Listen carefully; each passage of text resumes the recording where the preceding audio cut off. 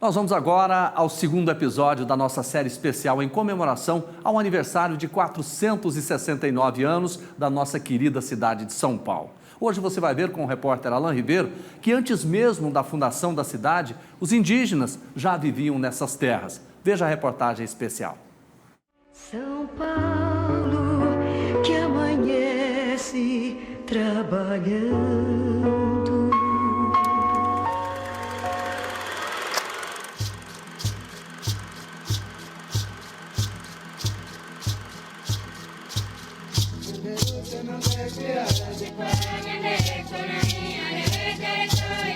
Ser indígena em São Paulo é sempre estar tentando provar que estamos vivos, sabe?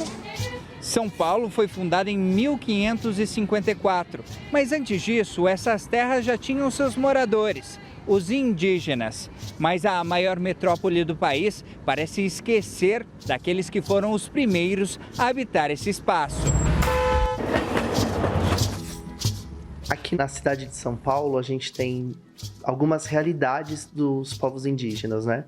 Então, a gente tem terras indígenas dentro da cidade de São Paulo. Isso, às vezes, é espanto para algumas pessoas, né? Então, a gente tem a terra Jaraguá, que fica na zona noroeste. E no extremo sul da cidade, a gente tem a terra Tenondeporã, que são do povo Guarani-Biá, né? Esse povo é originário daqui. Então, quando a cidade toda era dos indígenas, eles foram sendo expulsos da cidade e aonde eles ficaram é onde restou a mata. Então, aonde você tem indígena é onde você tem a Mata Atlântica ainda preservada aqui na cidade. E as áreas onde vivem essas populações estão cada vez mais ameaçadas. Com o crescimento da cidade, as áreas de aldeia têm sido engolidas pelas grandes edificações. O que atinge hoje os indígenas e ameaça esses territórios é principalmente a especulação imobiliária. Então você tem grandes empreendimentos chegando e ocupando mesmo, expulsando esses indígenas desses territórios, né? Então tem uma luta política também na cidade para garantir que essas áreas sejam preservadas e esses primeiros habitantes continuem existindo aqui na cidade. O grande problema é a falta da demarcação dessas terras, o que frearia a ação das grandes construtoras. Esses territórios ainda não estão demarcados aqui na cidade, né? Então parece um absurdo a gente chegar no ano 2023 agora, né? E ainda a gente ter luta por pequenos pedaços de terra, que é o que sobrou da Mata Atlântica aqui na cidade, né?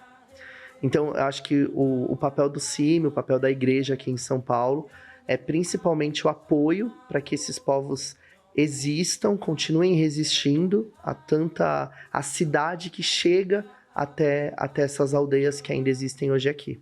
Muito além das aldeias, a capital paulista concentra uma grande população indígena vivendo na área urbana, reflexo da falta de políticas públicas a esse público. Alguns são daqui e outros também vêm de outras áreas, fruto da não demarcação e da falta de política pública. Então, por exemplo, você tem uma quantidade de indígenas que vêm para fazer tratamento de saúde porque aonde eles moram não tem, né? Ou em busca de trabalho, ou em busca de estudo.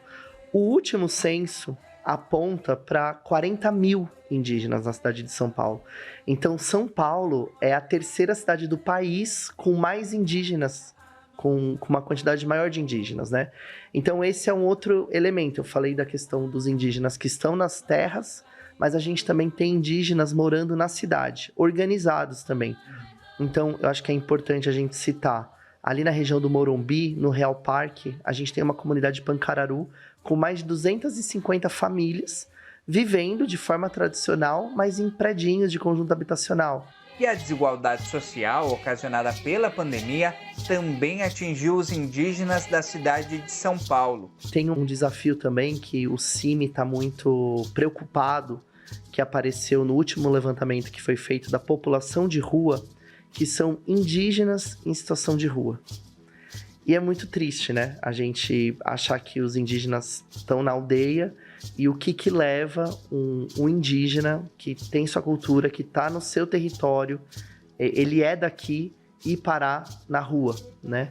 Então, isso é uma preocupação que a gente está muito... É uma das nossas prioridades para esse ano de 2023.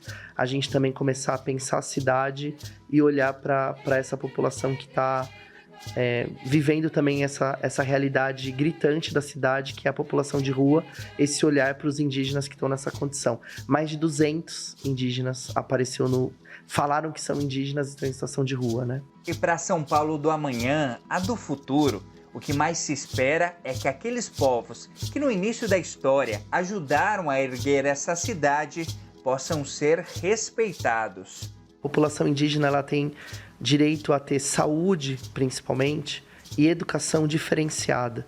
Então, o tratamento de saúde não é o mesmo que o nosso. Então, a gente precisa que as UBSs, as Unidades Básicas de Saúde da cidade, reconheçam essa população e dê a condição do indígena ser tratado como indígena, né? Então, o cenário ideal da cidade é esse, as terras demarcadas e as políticas públicas dessa população sendo efetivadas e acontecendo. A urbanização que chegou depois, né? O nosso povo existia aqui já há algum tempo.